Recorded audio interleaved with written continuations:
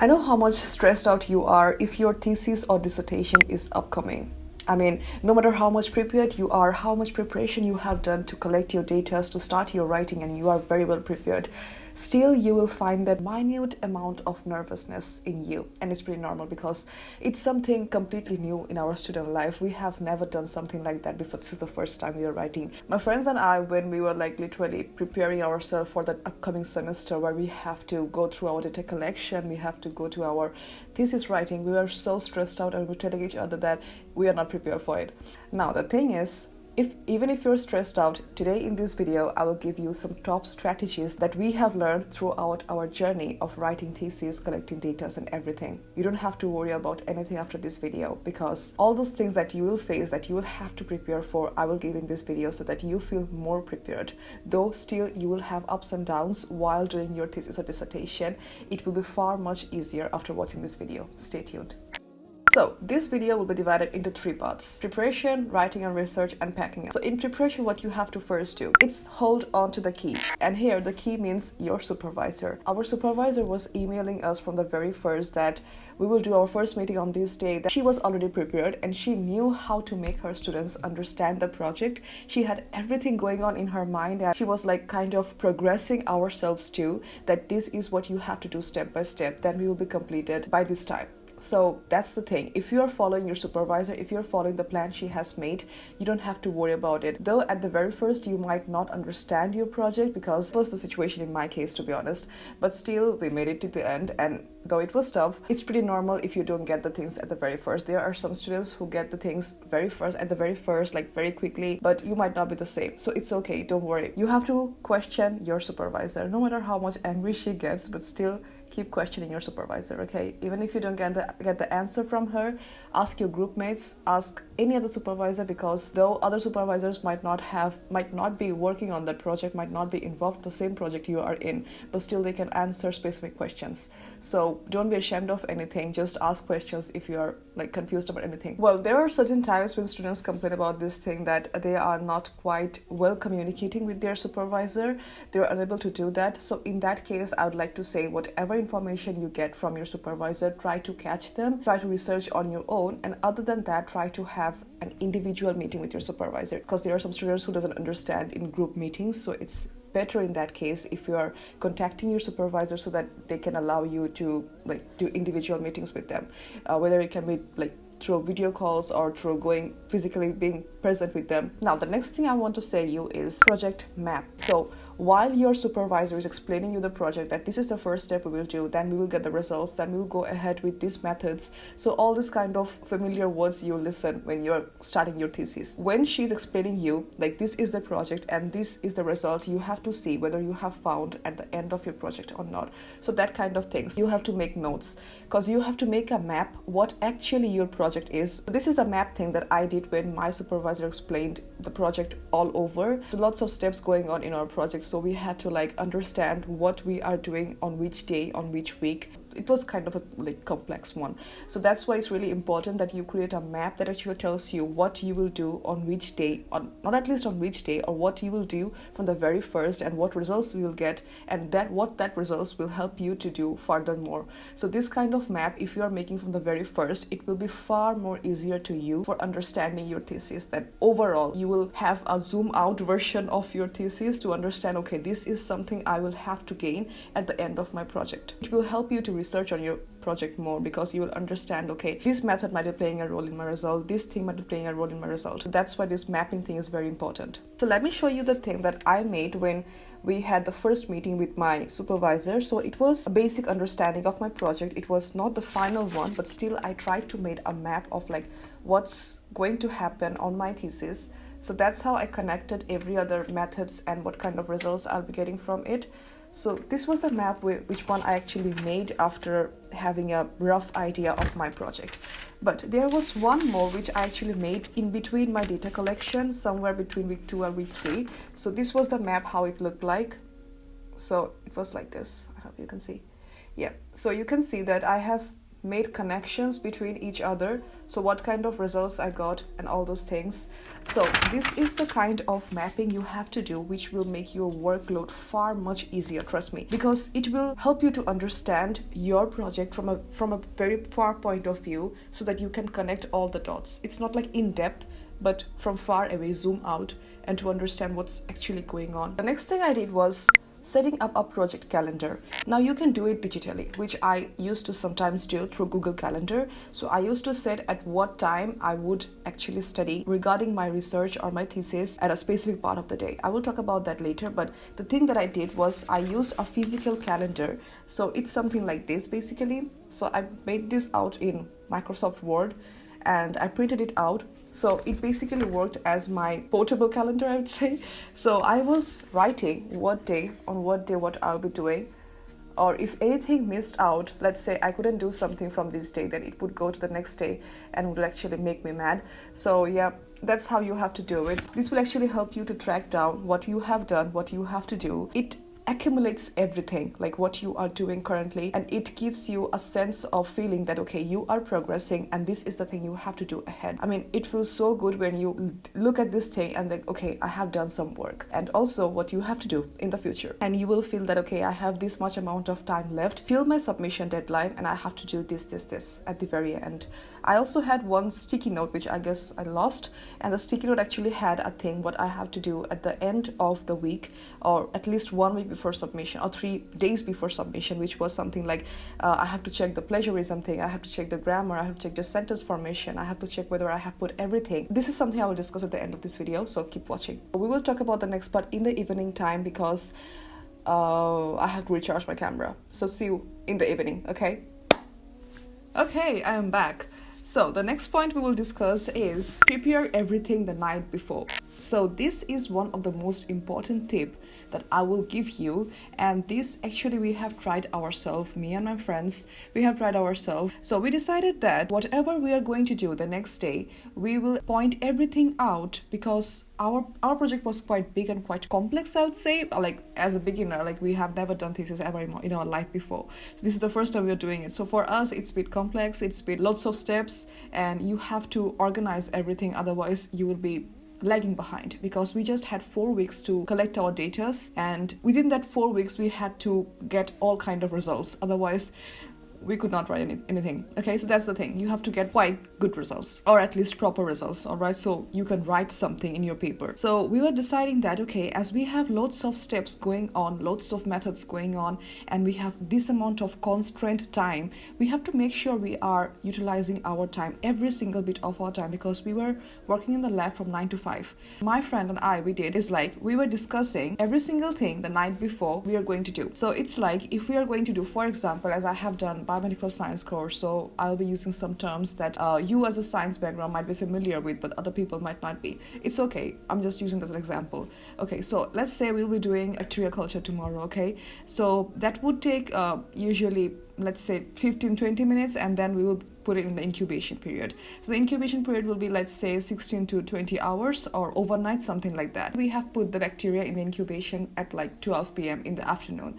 So we will get it out tomorrow 12 p.m. in the afternoon. So we'll be in the lab from 9 to 5. So 9 to 12, what else can we do from 9 to 12 other than waiting for the bacteria to be cultured properly? So this is the thing, this is the minor things we were like picking out, that what can we do in those specific small periods where the machineries are doing their jobs. Okay, so what else can we do? Can we prepare for the next day? Can we prepare for any other steps that would be done in that 3 hours time? So this is how you have to plan or organize everything. That will save you a lot and lots of time, because lots of times or situations when you have to repeat your steps again and again. Trust me, this will happen. You might get proper results on the very first step, but this is highly likely that you have to repeat your steps, some of your methods again and again, because the methods that we used, I guess there isn't any single method that we haven't done twice or more than that. You will need more and more time, because you might have to repeat the methods again and again. Okay, so that's why this organization is really important, because you might have a backup plan that okay, if this thing doesn't work, we still have 2-3 days backup where we can repeat the methods again. Note your data collection. So every single students who are doing their projects, they have a kind of notepad with them so that they can take notes in the lab, because we are not allowed to take any kind of phone or computer in the lab, but still we do anyways. But yeah, I had this reporters, but I don't know what's the reporters. Anyways, it's a pad. Okay, so you can use any kind of diary, anything you like. Okay, so you have to make notes of whatever you do, whatever calculation you do, whatever steps you do, thing is over there going on. So like notes. Sometimes I tell you that you have to keep a digital copy of your methods, whatever you are doing, because sometimes you might not understand what you have written, the way I have written. Now is the next phase of the video, which is writing and research. So the first point I want to discuss is thinking long term. Now, after coming from labs, as we were doing lab-based projects, and you might be doing any kind of dry projects, depends. But in the lab-based projects, for those students, I want to address this thing that you will be exhausted after coming from the lab, because you have to run every single moment of the lab, run from here to there, use the machineries, because not all the machineries will be in front of you. You might have to go in other parts of the lab or other floor of your building. So after coming home, you will feel like, I cannot write the thesis on time. Just try to think, what is the best time when you are feeling energetic? Or is there any kind of motivation that you would like to give you at that moment so that you can start writing even a single sentence or a single paragraph at that moment, at that night? Let's say, okay, I used to do is like, I used to imagine myself having good grades. Imagine, okay, fake imagination. I used to have fake imagination that, okay, yeah, I'm getting good grades because I have utilized this moment, I have written it, I have worked hard, that's it. And feel like, okay, let's write a single paragraph today. No matter how much you have to amend that paragraph, just write it down. So try searching papers when you are extremely tired and you are not in a mood to write anything. Try new apps or softwares or tools or AI softwares that would actually help you to write your thesis. Okay, so like utilize every single moment. It's not like you have to write a single page at that moment for sitting for like 3-4 hours. You don't have to do that. Just try doing small minor things, minor achievements. You are still making a progress. Now what I used to do is like, I used to go and sit on my desk for 10 to 15 minutes and I used to be completely focused, try searching papers, and after the 10 and 15 minutes has been crossed, I used to think, am I feeling enough energetic to continue my work? If yes, I would work for like 1 or 1.5 hours, okay? And if I would feel like, no, after 10 to 15 minutes of focus, I'm still feeling sleepy and tired, I would just turn everything off and go to take rest. That's it. That's all you have to do. You don't have to pressurize yourself, because that will make the process, the writing thesis, which is a long process of like 1 or 2 months, let's say, it will make you dull. Whenever you think about thesis in your future, you will think about these moments when you are pressurizing yourself and you are not having fun about writing your thesis. So that thing will traumatize you in future. That's why I'm saying you take 10 to 15 minutes of moment, deep focus. If you're feeling like you can progress more for that time, go ahead. Otherwise, go and take rest or do something passive like searching papers, searching softwares, etc. So the next point I will address is start with the infos you already have. Now you might be thinking, I don't have my results, how am I going to search the papers based on those results? The thing is, you already have your infos if you even have done a day or two in your lab. Okay, because you have done something. The first thing you can start writing is the methods section. Some people think that abstract is the first thing you have to write, introduction is the first thing you have to write. There is no hard and fast rule that says that you have to start writing with the abstract. Abstract is something that I will discuss later in this video. That's something you have to write at the end. Even if you feel like you are not ready to write the introduction right now at the very first, okay, keep it. The first thing I started writing is the methods section. That's what we start with actually. So what I did, I had this Microsoft doc, as you are seeing in the screen. This is a complete draft. This is not the thing I have submitted in the paper. It's a complete mess, full of grammatical mistakes, no proper sentence formation, but I have still written something. What I have written? The things that I have been doing on that specific day in the lab. For example, if I have done or if I have made broth, 500 ml of broth, and I have written, okay, week 1, day 1, this amount of broth made, this amount of agar made, etc. It's not something you'll be writing in a way that you will submit it right away in the paper. It will go through a lot of amendments. Even though you feel like, oh, I still haven't written the discussion, I still haven't written the results, there is no progress I'm making, you are still making a progress. Methods is such an important part of your thesis. It does carry marks, so you are making a progress, isn't it? And trust me, you will thank yourself because you have been writing after coming home from lab every single day. It will make your mind so much fresh, because I'm telling you one thing, after you have done week 1, you're going to week 2 and week 3. When you go to week 2, let's say week 2, you will forget what you have done on week 1. You will definitely forget. I can write it down for you that you will forget. That's why I'm telling you, have a physical copy of it, have a digital copy of it. The next point I want to mention is start early. This is the golden method you have to do in your thesis. I was giving myself time to think. I was giving myself time to find papers, read throughout, try softwares if I want to, because I have tried lots of softwares while writing my thesis, while writing my assignments in this 2 years of time after coming to the UK. So I will make a separate video on that, like what softwares can you, or specifically AI softwares can you use in your thesis or assignments that will actually make your work loads more easier and fancy. If you want to watch that video, just make sure you have subscribed to this channel, because it will help me to grow. Right to the point, start early. You need time to check your grammars, to check your sentence formation, to check your references, everything, to check your evidence, to check your reflection. We have to do that. So if you have to do that, then you have lots of work to do. So just make sure you have enough time at the end, at least before the time or before the submission arrives, okay, at least 3-4 days, okay? So it depends on how fast you can work, okay? So that's the thing. That's the magic of start early, because if you don't start early, you will mess up a lots of things, okay? Because you won't have time to think about everything. You will be focusing more on the discussion section, the results section, and will focusing less on the parts that actually carries mark, but you don't know that actually carries a mark. Okay, so you'll focus less on that. You have to read your rubric, the rubric that is actually says that this amount of mark is carried by this section. So I had to go through my rubric again and again and again and again. So this amount of time you will not get if you don't start early. So the next point of writing and research part is the research thing. So I want to address something about the research thing, because lots of people actually lags behind when it comes to researching papers. Alright, so there are lots of AI softwares nowadays that actually helps you in researching and finding out papers. One of them is Research Rabbit. So I have told you earlier that I'll be posting a new video on the AI softwares. Broadly, I will discuss about them, their limitations, and what you can use instead of those softwares, okay? So if you want to watch that video, please make sure you have subscribed to the channel and also hit the notification bell, because that will let you know that I have uploaded that video you want to watch.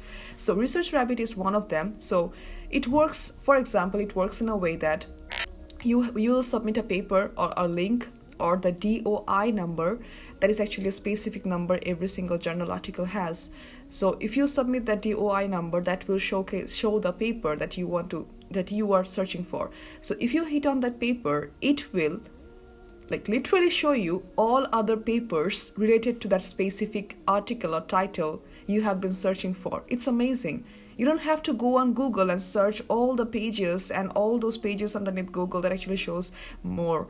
So you don't have to do that. That software will show you the similar articles that you have been searching for. If you are searching about let's say Staphylococcus aureus bacteria, that's one article you have been searching for. If you put that article in the Research Rabbit app or software, it will show you what other articles are available from what year, from what author regarding the Staphylococcus aureus. So you don't have to search for any other thing. You don't have to go on Google and search for Staphylococcus aureus like article from 2000. Research Rabbit will do it for you. Another thing I want to say about researching papers is like whenever you search on your computer or desktop, it shows the same papers again and again, even no matter how much differently you search. Okay, I guess you have faced this thing. No matter how much you rephrase the title, Google literally shows the same paper again and again on the top. What you can do, you can go to, if you're using Google Chrome, you can go to, basically everyone uses Google Chrome. So you can go to incognito mode. Some people doesn't know what incognito mode is, so it actually doesn't save your history, or it does, I don't know, but just try it, okay?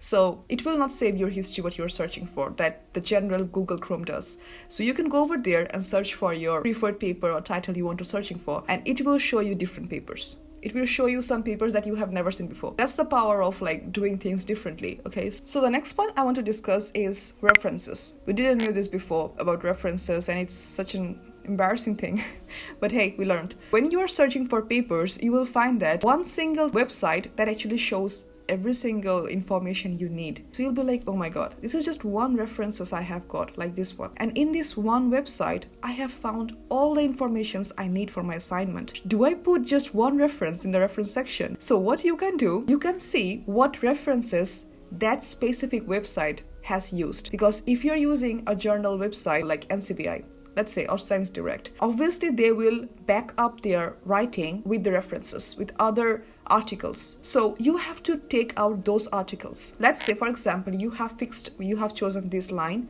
this specific line, and you can see a number at the end of this sentence, isn't it? So that means this sentence has been taken from this reference. So what you have to do is like you have to take the reference of that specific number or that specific paper that the number shows. That's how you can increase your reference numbers. But you always have to make sure that articles, the papers that you are choosing, those are actually related to the assignment that you are doing or you are assigned to do, because there are lecturers of yours that actually checks the references. Trust me, they checks the references sometimes, yes. One more point I want to highlight in this section, writing and research, is safe editing for later. Some people actually, what they do, they want everything perfect in their first draft. You don't have to make everything perfect in your first draft. No matter how much you type, no matter how much you write, you will still need some amendments at the end of the day. Okay, so this is something I called, which is fresh eye. You know how we find our messages cringe after we read them 5 years? 5 years later when we read our text messages and you have written something, a long text, and when you're reading that long text after 5 years, you feel like, damn, I was that cringe? So because you are reading that text message with a fresh eye of yours. You have different experience now. You have grown up differently right now, isn't it? Every single day is a fresh new you, isn't it? Fresh new you.